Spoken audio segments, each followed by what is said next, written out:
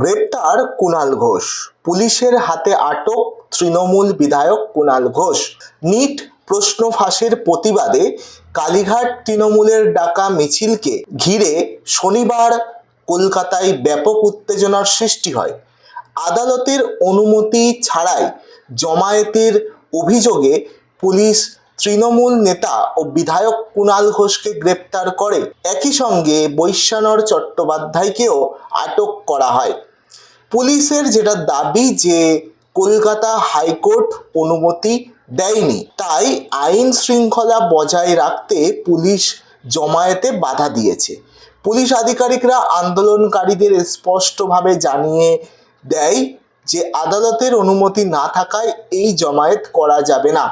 পুলিশের বাধার পরেও মিছিল এগিয়ে নিয়ে যাওয়ার চেষ্টা করলে বিক্ষোভকারীদের সঙ্গে পুলিশের বচসা শুরু হয়।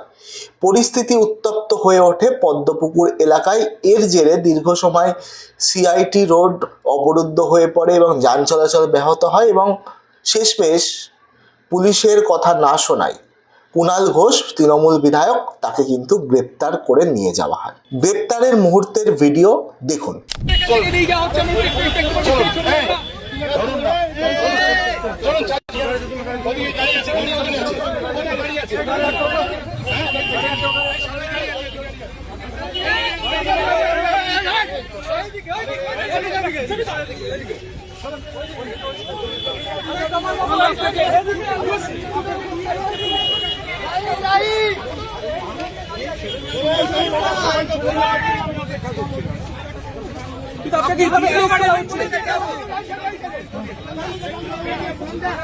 দাদা কোথায় নিয়ে যাচ্ছে আপনাকে?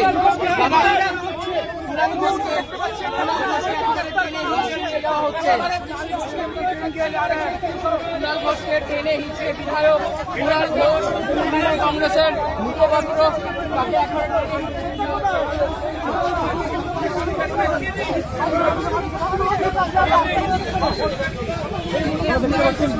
তাকে পুলিশ নিয়ে যাচ্ছে সরাসরি সিআইডি থেকে সেই ছবি আমরা দেখাচ্ছি। কিছুক্ষণ আগেই বলা করলো এবং আপনারা এখন যে ছবিটা দেখতে পাচ্ছেন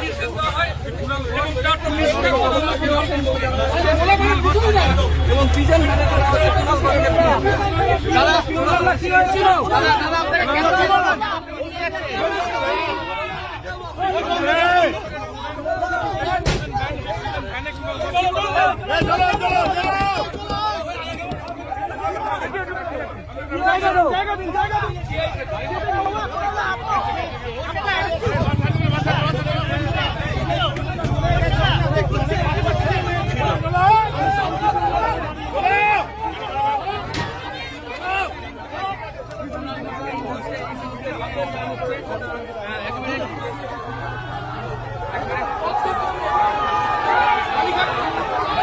দেখলেন ভিডিওটি। কুণাল ঘোষ তৃণমূল বিধায়ক, তাকে আটক করা হলো, প্রিজন ভ্যানে তোলা হলো, তিনি উঠলেন। সেই সময়ের মুহূর্তে সেই ছবি দেখলেন। কলকাতার পদ্মপুকুরে তৃণমূল কংগ্রেস অর্থাৎ কালীঘাটপন্থী অর্থাৎ মমতাপন্থী যে তৃণমূল রয়েছে তারা কিন্তু একটি জমায়েত করছিলেন, যেটা হাইকোর্টের অনুমতি ছিল না। হাইকোর্ট পারমিশন দেয়নি, মানে পুলিশের কাছে তারা পারমিশন চেয়েছিল, পুলিশ পারমিশন না দেওয়ায় হাইকোর্টে মামলা করে। হাইকোর্টও কিন্তু পারমিশন দেয়নি, কিন্তু তাও তারা আশাবাদী ছিল যে জমায়েত করতে শুরু করলে হাইকোর্ট হয়তো পারমিশন দিয়ে দেবে, সেই কারণে তারা জমায়েত করে। কিন্তু পারমিশন না মেলায় পুলিশ তাদেরকে বাধা দেয়। পুলিশ বলে এই জমায়েত সরিয়ে ফেলতে হবে, জমায়েতটা আপনারা ভেঙে দিন এবং মিছিল করবেন না, চলে যান। কিন্তু পুলিশের বাধা সত্ত্বেও তারা কিন্তু শোনেনি এবং শেষমেশ কুণাল ঘোষকে গ্রেপ্তার করা হয়। যেটা জানা যাচ্ছে যে নিট যে প্রশ্নপত্র ফাঁসের বিরুদ্ধে যে প্রতিবাদ, যেটা দেশ জুড়ে, গোটা দেশ জুড়ে যে প্রতিবাদ হচ্ছে, দিল্লির যন্তর মন্ত্রে যেটা ককরোচ জনতা পার্টির তারা প্রতিবাদ জানাচ্ছে, যুব সমাজ। গতকাল অর্থাৎ আজকে, মানে এটা শনিবারের ভিডিও, কুণাল ঘোষকে গ্রেপ্তার করা হয়েছে শনিবার, তার ঠিক একদিন আগে আগের দিন শুক্রবারে উত্তাল হয়ে উঠেছিল কলকাতা শিয়ালদা থেকে ধর্মতলা চত্বর, যেখানে ককরোচ পার্টির ইন্ধনে বলতে পারি সেখানে জমায়েত করে একাধিক মানুষ।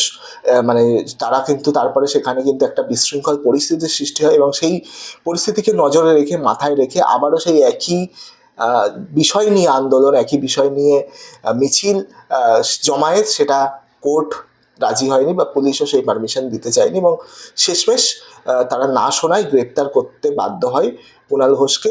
সেই ভিডিও, সেই ফুটেজ আপনাদের সামনে তুলে ধরলাম। আর এই গ্রেপ্তারি নিয়ে কি বলছেন মমতা বন্দ্যোপাধ্যায়, শুনুন।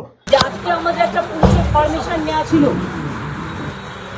যে আমরা দিল্লি যে স্টুডেন্টরা সারা দেশ জুড়ে ককরোচ পার্টিকে আন্দোলন করছে স্টুডেন্টদের জন্য এবং ইউথের ভবিষ্যতের জন্য, তাদের সমর্থনে গতকাল সব পার্টিকে পারমিশন দিয়েছে। আমরাও পারমিশন চেয়েছিলাম, মধ্যরাতে জানাচ্ছে পারমিশন হবে না। কেন? তৃণমূলকে অচ্ছুত লেগেছে। আর এভাবে তৃণমূলের কন্ট্রোল করা যায় নাকি? আমাদের ছেলেমেয়েরা কোর্ট যখন বলেছে মিছিল করা যাবে না, তখন তারা অবস্থান করছে শান্তিপূর্ণভাবে, only to extend hour solidarity to the students and youth for justice. কিন্তু সেখানে আমাদের ছেলেমেয়েদের টানতে টানতে নিয়ে যাওয়া হয়েছে।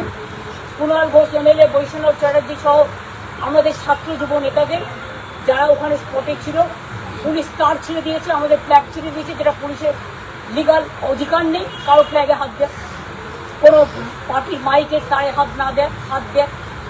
ওরা 5 মিনিট সলিডারিটি জানিয়ে চলে আসছে। এবার আমি শুনে যখন দেখলাম ওদের মিছিল ক্যান্সেল, ওদের অবস্থান থেকে অত্যাচার করছে, পুলিশের অ্যাট্রসিটিস হচ্ছে, তখন আমি ছুটে গেলাম। আমি যখনই বেরিয়েছি আমার প্রত্যেকটা ট্রাফিক স্ট্যান্ডে লাল লাইট লাগিয়ে রেখে দিয়েছে যাতে আমি যেতে না পারি। আমি হেঁটে দৌড়ে স্কুটারে কোনো রকম ম্যানেজ করে গিয়ে পৌঁছেছি। আমি যখন পৌঁছেছি আমাকেও ঘিরে ধরে পুলিশের বর্বরোচিত আক্রমণ হয়েছে। এইটুকু আমার হাতটা দেখলে বুঝতে পারবেন যে আমাকেও কীভাবে আমার হাত টেনে ধরেছিল। তো আমি সেই জন্য ওরা আমার পুশ করছে, পুশ করে আমাকে তো ফেলেই দিচ্ছিল। আমি ওদের বললে তো সরে দাঁড়ান না, আমি তো প্রেসের সাথে কথা বলবো এখানে, প্রেসরা দাঁড়িয়ে আছে, প্রেস মিডিয়া যদি কথা বলতে চায় তা কেন ওরাও করবেন না? বলে আপনি একটা সাইডে আসুন, সাইডেও গেলাম।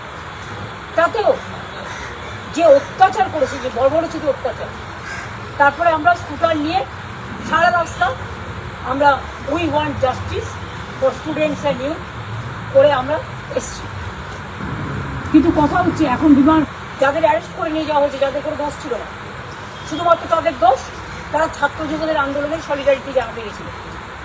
তাদের ট্রেনে হিচড়ে নিয়ে গেছে, লালবাজারে গেট বন্ধ করে দিয়েছে, এমন অবস্থা পুলিশের। আজকে তো মাননীয় আদালত একটা কমেন্টস করেছে যেখানে ল অ্যান্ড অর্ডার অবস্থা সিচুয়েশন ভালো না, লালবাজার থেকে পুলিশ কমিশনার পালিয়ে গেছে এবং লালবাজারের গেট ইন আউট সব বন্ধ। বিমান ব্যানার্জির মতো 3 বারের স্পিকার এবং senior lawyer Derek O'Brien MP, আমাদের দোলা সেন এমপি, আরও সব নেতৃবৃন্দ, কুণাল ঘোষ বা বৈষ্ণব চ্যাটার্জি সহ যাদের অ্যারেস্ট করা হয়েছে তারা সবাই গেছে তাদের বেল বন্ডের জন্য। কারণ এটা তো কোনো ক্রিমিনাল অফেন্স নয়, একটা গণতান্ত্রিক আন্দোলন করা। প্রত্যেকের অধিকার আছে আর্টিকেল 19, আর্টিকেল 14, আর্টিকেল 21 অনুযায়ী গণতান্ত্রিক অধিকার সবাই আছে। আর মিছিল তো করা হয়নি, দাঁড়িয়ে ছিল তারা। কেন আপনারা আমাদের মাইক কাটলেন? কেন আপনারা আমাদের মাইক ছিঁড়লেন? কেন আপনারা ফ্ল্যাগ ছিঁড়লেন? তা আপনাদের বিরুদ্ধেই বা আইনত ব্যবস্থা হবে না কেন? আজকে পুলিশ বিকেন অ্যাট্রসাস টেরিবল। সব পুলিশ হয়তো সমান নেই। আমি বললাম আপনাদের ছেলেমেয়েরাও তো পড়াশোনা করে, তো আপনাদের ছেলেমেয়েরা সাপোর্ট দিচ্ছে এই মুভমেন্টকে। আর আপনারা এইভাবে শুধুমাত্র গভর্নমেন্টের কথা শুনে আপনারা আমাদের উপর অত্যাচার করছেন। দিল্লিতেও তো অনেক অত্যাচার হয়েছে, স্টুডেন্ট কি কমে গেছে? আমি শুনলেন এবং দেখলেন। আজকের প্রতিবেদন সমাপ্ত করছি এখানে। এই ভিডিওটি নিয়ে যদি কোনো মতামত থাকে অবশ্যই আপনারা কমেন্ট বক্সে জানাতে পারেন। দেখতে থাকুন N24 টিভি। আবারও আসবো নতুন কোনো প্রতিবেদনে।